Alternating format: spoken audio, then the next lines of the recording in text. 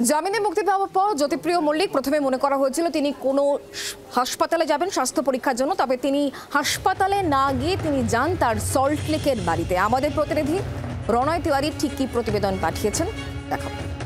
2023 সালের 27 October ration দুর্নীতি মামলায় গ্রেপ্তার হয়েছিলেন প্রাক্তন খাদ্যমন্ত্রী তথা প্রাক্তন বনমন্ত্রী জ্যোতিপ্রিয় মল্লিক। প্রায় 14 মাস পর তিনি জামিন পেলেন। বিকেল 5:30 নাগাদ এদিন জেল থেকে তিনি বেরোন। এরপর সোজা গাড়ি করে চলে আসেন তার বাড়িতে।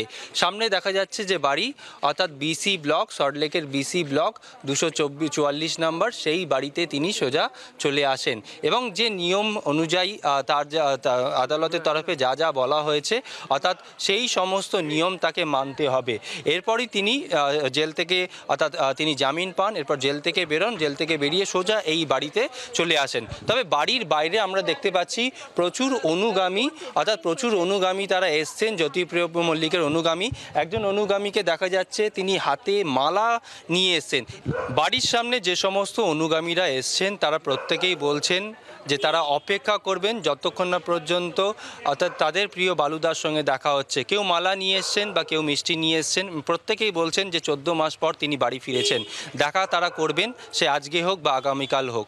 জি 24 ঘন্টার জন্য ক্যামেরায় কমল জানার সঙ্গে রণয়, কলকাতা। বাংলার আওয়াজ, বাঙালির আবেগ, জি 24 ঘন্টা।